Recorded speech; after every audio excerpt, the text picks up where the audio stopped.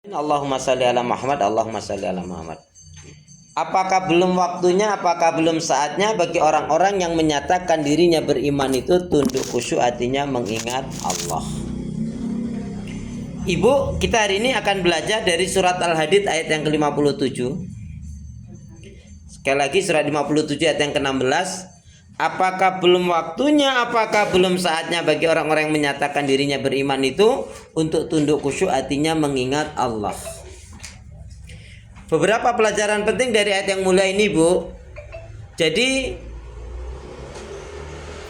ketika ada yang menyatakan ketika itu ada beberapa sahabat Nabi ngobrol-ngobrol, ada 3 atau 5 orang ngobrol. Asik ngobrol, Allahu Akbar, Allahu Akbar, azan. Tapi mereka seolah-olah nggak mendengar azan. Sudah jelas-jelas azan, tapi seolah-olah tidak mendengar azan. Maka Rasulullah mendekati, kemudian membacakan ayat ini. Apakah belum waktunya, apakah belum saatnya bagi orang-orang yang menyatakan dirinya beriman itu untuk tunduk khusyuk, artinya mengingat Allah. Ada yang memaknai lidzikrillah itu untuk sebanyak mungkin berzikir kepada Allah. Kemarin kita sudah belajar zikir, zikrullah. Hakikat zikrullah adalah selalu menghadirkan Allah di setiap keadaan dan di setiap permasalahan. Jadi kalau kita punya masalah, segeralah kita mengeluhnya hanya kepada Allah Subhanahu wa taala. Kemudian asik ngobrol. Maka ketika Rasulullah melihat itu, Rasulullah membacakan ini, apakah belum waktunya, apakah belum saatnya bagi orang-orang yang menyatakan dirinya beriman untuk tunduk khusyuk, artinya mengingat Allah. Nah, lidzikrillah sebanyak mungkin menyebut melafaz asma Allah. Subhanallah, walhamdulillah, wala ilaha illallah, Allahu akbar, la haula wala quwata illa billah, masyaallah, dan seterusnya. Tapi juga ada yang memaknai lidzikrillah adalah liiqamati shalah, mendirikan salat. Maka pelajarannya Masya Allah, Bu, sahabat-sahabat Nabi itu, pensikapan sahabat-sahabat Nabi terhadap sholat itu, mereka membiasakan diri mengambil air wudhu sebelum adzan berkumandang. Jadi kalau kurang 5-10 menit itu mereka sudah ambil air wudhu. Begitu Allahu Akbar, Allahu Akbar. Kalau yang rumahnya dekat dengan masjid, maka mereka sholatnya qobliyah di masjid. Karena Rasulullah sholat qobliyah ba'diyah itu lebih banyak di rumah. Tapi makanya kalau rumahnya dekat masjid, jadi sahabat Nabi itu begitu adzan atau begitu waktunya, mereka langsung sholat qobliyah. Ya. Tapi kalau yang rumahnya jauh, memang ya tetap ke masjid. Biasanya antara dua kemungkinan, kalau yang sholat di rumah biasanya nggak dapat tahiyatul masjidnya, karena sampai sana sudah adzan, sudah qomat. Kalau yang sholatnya di masjid biasanya nggak dapat tahiyatul qobliyah di rumah, tapi bisa dapat qobliyah dan tahiyatul masjid di masjid tentunya. Karena adabnya kalau kita memasuki masjid, idza dakhala ahadakumul masjidah fala yajlis qabla ay shalah rakaatan. Ya, apabila salah seorang di antara kalian masuk ke dalam masjid, janganlah dia duduk kecuali dia sholat terlebih dahulu 2 rakaat, yaitu sholat tahiyatul masjid. Sehat Mi? Damang Mi? Masya Allah. Ya, alhamdulillah, syukurlah Mi, kita ikut seneng Mi. Umi ini kalau sehat kan jangan banyak gerak Mi. Ya. Baru sehat berapa hari langsung pola lagi nanti. Ya, baik ya. Jadi pelajaran yang menarik dari ayat yang mulia ini adalah untuk kita ambil hikmahnya, membiasakan diri juga untuk mengambil air wudhu sebelum adzan berkumandang. Ya. Apakah belum waktunya, apakah belum saatnya orang-orang yang menyatakan dirinya beriman itu untuk tunduk khusyuk, artinya mengingat Allah, maksudnya mendirikan sholat. Ya.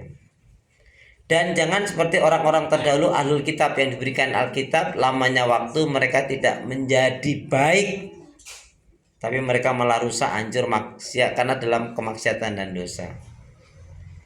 Mereka jauh dari lingkungan iman, mereka na'udzubillah melakukan kejahatan, maksiat, dosa, yang akhirnya hatinya mengeras membatu. Dan kebanyakan mereka adalah orang yang fasik. Orang yang fasik, orang yang melanggar hukum Allah dengan sengaja. Pelajaran yang pertama dari ayat yang mulia ini, yang pertama adalah kaitannya wajibnya kita setiap muslim muslimah, yaitu kuat memperbanyak zikrullah. Zikir lisani, zikir qalbi, juga zikir amali. Lidah kita menyebut melafaz asma Allah, hati kita yaitu memiliki 5 rasa. Rasa cinta, rasa rindu, rasa malu, rasa takut, dan merasa selalu diawasi oleh Allah. Gak usah dilakukan. Rasa cinta pasti ada pada setiap. Tuh. Sembuh dia berarti sehat. Alhamdulillah. Ternyata di sini artisnya.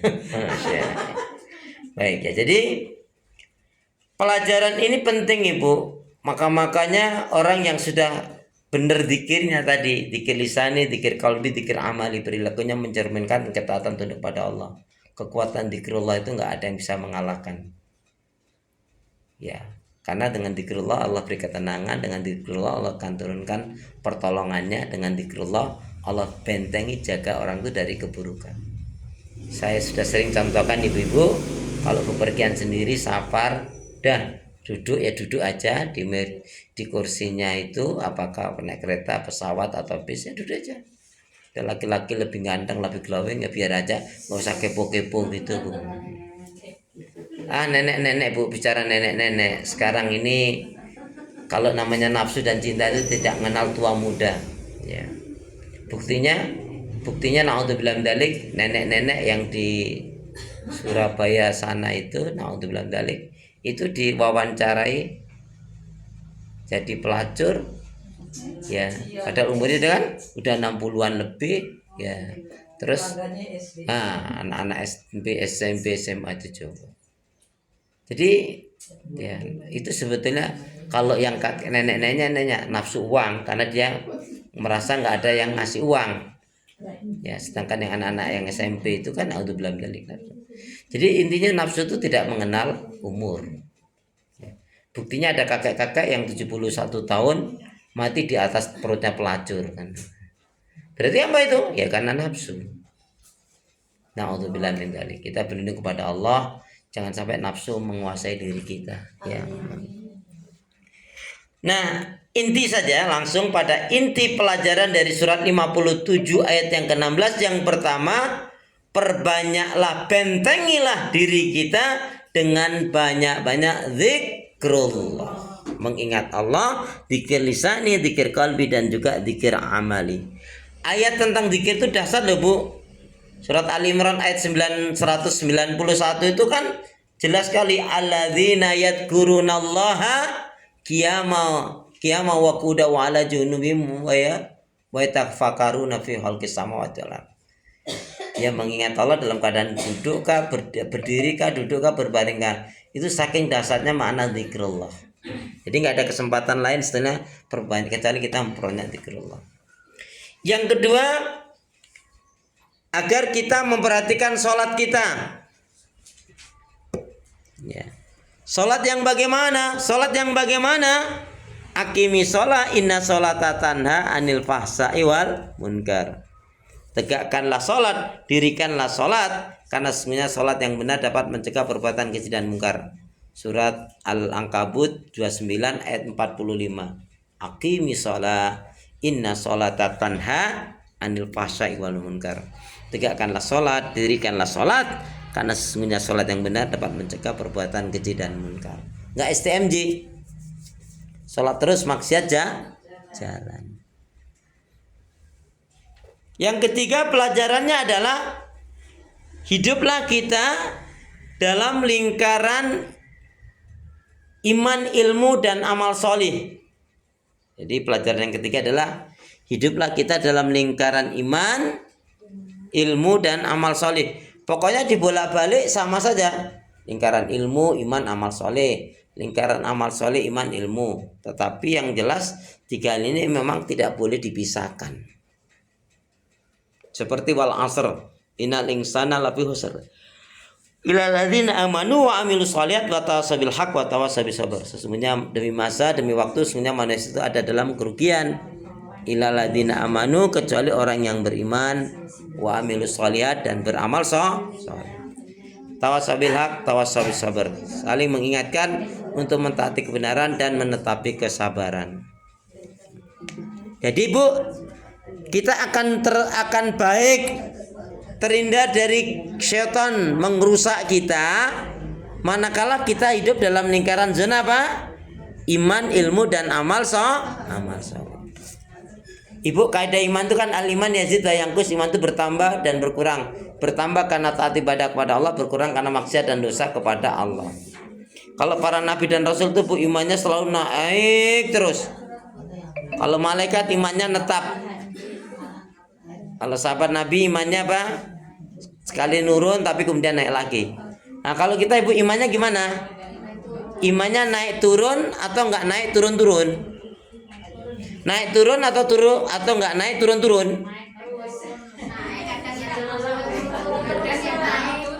Ya kenyataannya aja deh.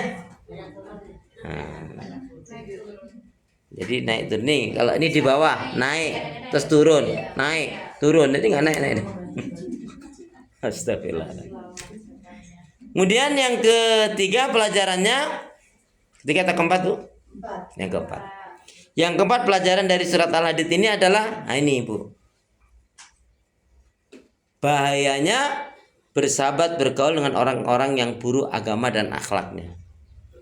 Bahayanya bersahabat bergaul dengan orang-orang yang buruk agama dan akhlaknya. Bisa merusak.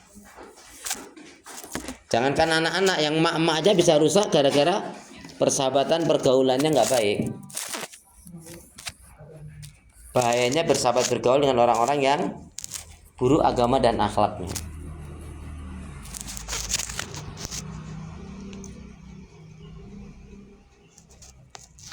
Coba Bu lihat di surat Al-Furqan ayat 27 sampai 29. Bahaya bersahabat bergaul dengan orang-orang yang buruk. Ya. Bahayanya bersahabat bergaul dengan orang yang buruk agama dan akhlaknya. Silakan dibacakan surat 25 ayat 27 sampai 29.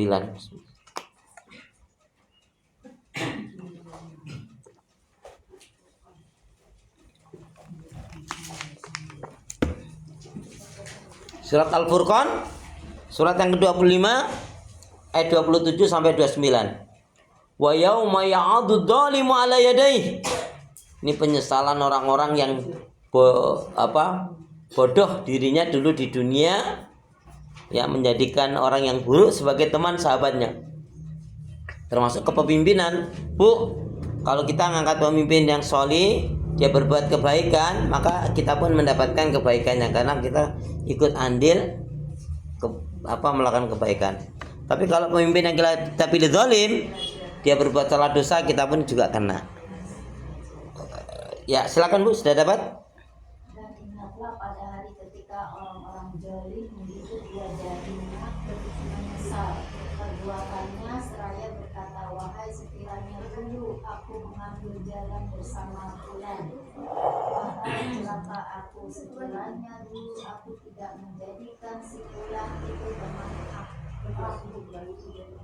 akrabku. Sesungguhnya dia telah menyesatkan aku dari peringatan Al-Quran ketika Al-Quran itu telah datang kepadaku dan setan memang pengkhianat manusia. Bu, jadi orang yang baik pun bisa jadi rusak. Bahayanya dasarnya pergaulan yang buruk. Ustaz, gimana kalau gitu? Nggak boleh dong kita bergaul dengan, nggak begitu memahaminya. Boleh saja Ibu bergaul dengan orang yang nggak baik dengan harapan tentunya Ibu punya niat untuk mendakwahi. Sebab kalau nggak mewarnai nanti Ibu terwarnai masalahnya. Apalagi orang itu suka memberi, membantu, menolong, lambat laun kita nggak enak, akhirnya mulai nyebut selamat Natal lah, selamat inilah itulah.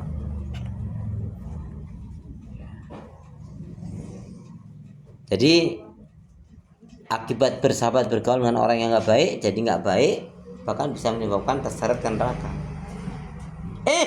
Berarti kita punya prinsip apa? Lebih baik punya 1000 teman yang semuanya baik, soleh, solehah, daripada satu teman udah buruk jahat lagi. Betul? Udah buruk jahat lagi. Nah, untuk bilang Yang kelima, apa Bu pelajaran dari surat Al-Hadid ini? Apa yang kelima? Tarkul ma'asi wa dzunub. Tinggalkan kemaksiatan dan dosa. Jika kita menginginkan kebaikan, kita harus meninggalkan kemaksiatan dan dosa.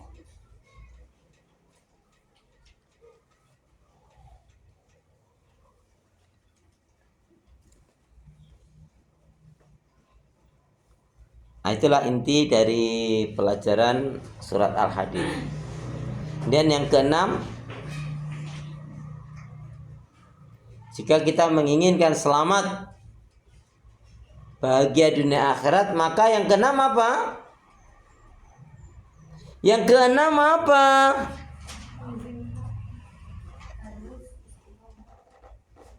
Tazkiyatun nufus. Nah ini, kita harus bersihkan penyakit hati yang ada pada diri kita. Insyaallah Ibu, resminya mungkin minggu depan ya. Minggu depan resminya kita akan kaji dari kitab Tazkiyatun Nafas ini. Jadi nanti di rumah Ibu baca dulu buku ini. Membersihkan penyakit hati. Tazkiyatun Nafas. Ini ayatnya mana Bu? Qad aflaha man zakkaha wa qad khaba man dassaha. Sungguh beruntunglah orang yang mensucikan jiwanya dan rugilah orang yang mengotorinya. Baik, itu inti pelajaran dari surat Al-Hadid ayat yang ke-16. Sekarang Ibu boleh tanyakan dari poin-poin itu mana yang kurang jelas? Ya. Mana Bu yang kurang jelas, mana perlu diperterang ditanyakan?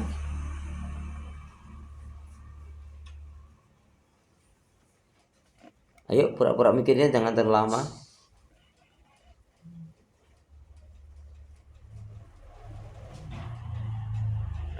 Ya Ibu, ada pertanyaan? Grup atas. Grup tetangganya atas, temannya atas. Bu Rodia silakan, ada yang diaturakan monggo loh Ibu. Dari Padang kita berikan kesempatan. Ada yang ditanyakan Bu Evi silakan. Belum? Bu Gianto. Langsung ke Purwokerto. Boleh mengenai lain, nggak harus seperti dalam poin tadi. Bu Rina dulu deh. Pak bertanyakan, termasuk yang mengenai mau berangkat besok, apanya mau yang kurang jelas?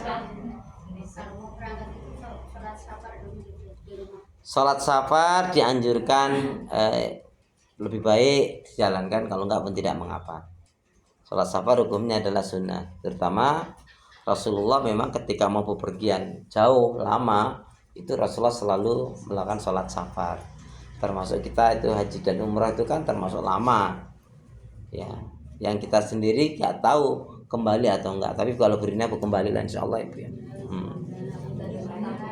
Yang penting Burina jangan lupa dimaksimalkan, pulang-pulang bawa oleh-oleh.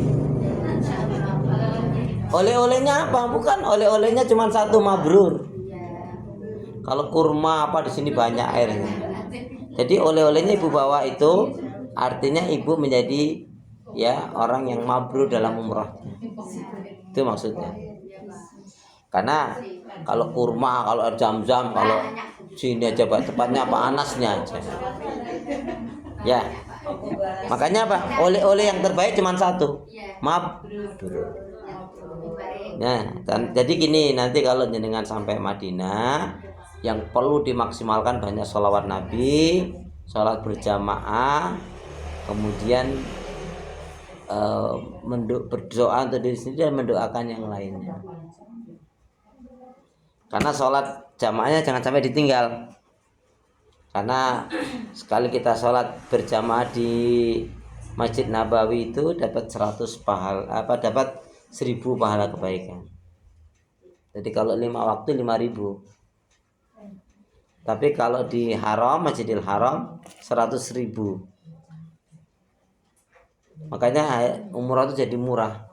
Coba ibu kalau 100.000 aja itu sekali sholat. Kalau 5 waktu berarti 500.000. Udahlah 100.000 itu di kita ini di Indonesia ini butuh berapa tahun bu? Ya, alhamdulillah dzalik. Kalau orang diberi kesempatan oleh Allah tidak mau berbuat kebaikan. Ya kalau uang ya kalau dinurutin sayang ya sayang bu. Tapi itu adalah rezeki itu kan dari Allah, miliknya Allah adalah. Ya, apalagi ada yang bayarin ya alhamdulillah.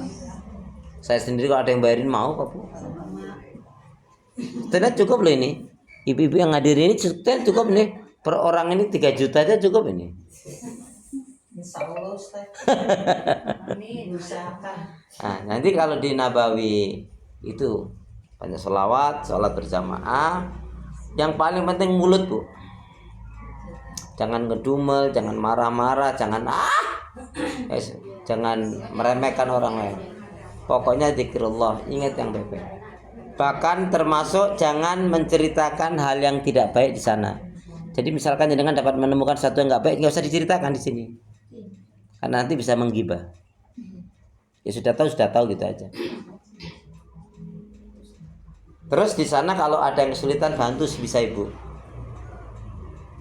Katanya makanin burung itu boleh kalau makan dari sini. Hah? Katanya burung banyak gitu ceritanya. Oh iya banyak. Oh banyak burung merpati. Iya katanya kalau bawa makanan burung ke kita lempar katanya parahnya bagus gitu parahnya. Apa bisa? Enggak ada pengaruh. Pahalanya ngasih burung merpati di sana di sini sama aja. Katanya bawa aja langsung makanin di sana pahalanya. Ya kalau yang jelas ibu bawa makanan burung. Ya makanan burung dari sini sana ya nanti biar ngeri hemat gitu aja sih. Karena itu jadi gini bu, sejarahnya burung merpati itu di sana itu nggak ada yang disembelih karena itu burung kesayangan Ibunda Aisyah. Ya ratusan ribuan malah kalau pas numpuk itu. Jadi Ibunda Aisyah itu sayang sekali dengan burung merpati, tapi beliau nggak mau memakannya, nggak mau menyembelihnya. Karena Ibunda Aisyah nggak mau menyembelihnya, maka yang lainnya juga nggak mau melakukan itu. Tapi ya itu menjadi biasa aja sih. Di sini kalau ada mungkin orang Lamongan yang jual itu, itu masya Allah. Jadi kita juga ibaratnya nggak bawa makanan juga nggak apa-apa. Nggak usah, itu burung itu tambahan aja kok. Nggak ngasih makanan ya tidak apa-apa. Duit aja. Di sana juga ada yang buat kasih makan temennya aja. Dan tuh seneng-seneng aja tuh.